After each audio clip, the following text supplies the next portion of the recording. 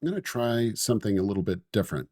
In the past, one of the holdups that I had when I was editing videos is that it just took way too long because I was trying to, do the instant replays and really spending a lot of time on editing. And so what I thought I would do this time is maybe just talk you through some of these clips, and we could just do it as, talk over the plays and just have a kind of a conversation. So let's see how this works. All right, so this is from our game yesterday. This was a junior division all-stars game, and I have a handful of clips to review. The first one is a balk call. Let's watch it full speed. You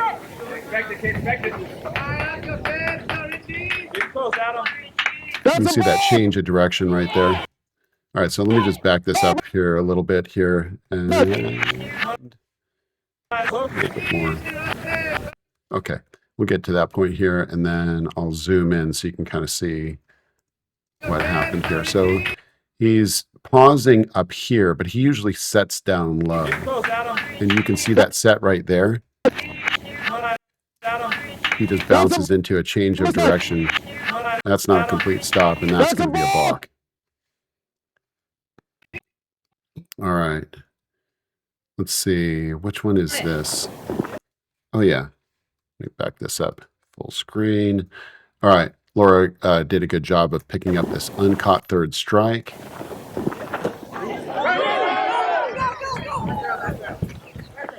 And we got an out at first base.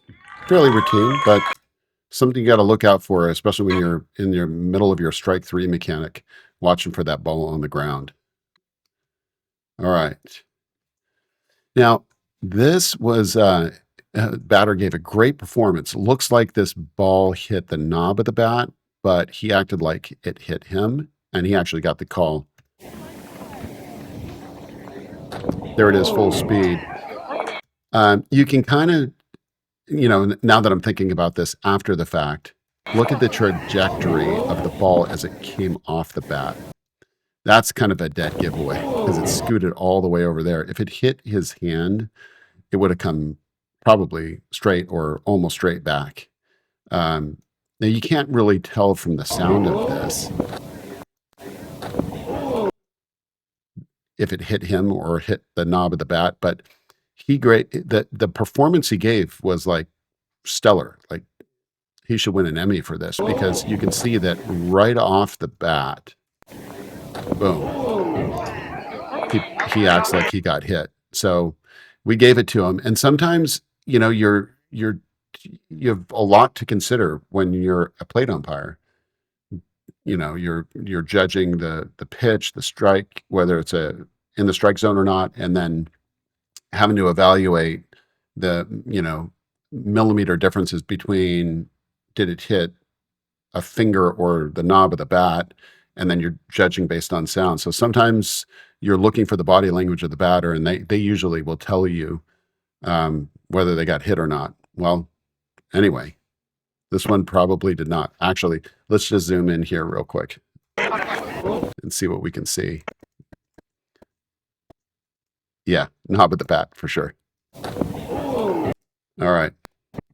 And let's look at this play here. This is about as close as you can get. Let's watch this one in real time. Watch the play at first. What's your call? Safe, no control. All right, so I had safe, no control. Let's back this up, and I'm going to just zoom in here. Now, I think he was safe anyway, but we'll go frame by frame. All right, so heel is up, heel is down. It's probably down right there. Okay, so if we look here, I don't think the heel is down yet. The ball is outside the glove, and then the heel's down. Ball is inside the glove, but he does not have secure and firm possession yet until, well, ideally it would be there. You'd see the glove close. That's secure and firm possession. So I think that batter runner was safe anyway, but right there, trapped it against the ground. I saw the ball move around a little bit in his glove, and that's why I called it safe. No control. No control. Safe. and explained that to the manager. So we stuck with that call. All right. Now this one is almost an obstruction call, and I'll tell you why. But watch it full speed. He made the perfect out, tapped him right on the helmet as he was sliding in. And let's zoom in on this a little bit. Okay. So look at where the fielder is. He's in the runner's base path, but we don't have obstruction yet. You only will have obstruction if he causes the runner. So if he hinders or impedes the runner before he has possession of the ball, then you could potentially have obstruction, right? But you can see that the runner didn't deviate. He went straight into the bag and he didn't slide early. So he was doing exactly what he would have done had that fielder not been there. So the fact that he was in the base path, to me, I didn't judge that to be obstruction. And then you can't see it from this angle here, but he tapped him right on top of the helmet here for the out. He's out. And we got an out. All right, so take a look at this one. This is a foul ball that was nearly batter runner interference.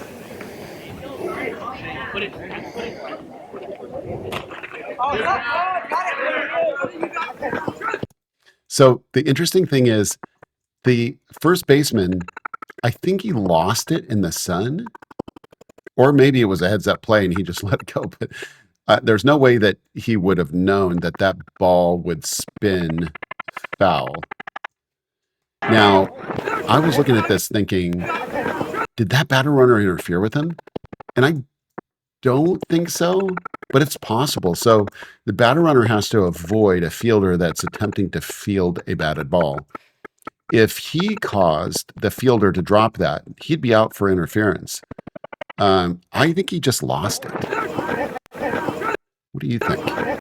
He's looking up the whole time, and it could have been like at the last minute, the batter runner that being there caused him to flinch and miss it. But I think he lost it. I really do. Now, if there had been some kind of contact, then it would have been 100% obvious. But I like the fact that we went with a no call here and just called it a foul ball. And Laura made the heads up play. This is a foul before first base, so that was her call. And we got a good call on that one. All right. And we didn't have a whole lot of clips on this game here, so I just included one. This is kind of a basic mechanic, but you notice how Laura just gets belt buckle on the line here real quick to roll on the fair foul call here. That's what we try and teach. Get to that position as fast as possible so you have a good angle to make that call. All right. Well, hey, that's all I got for you today. Hope this was useful, and we'll see you on the field.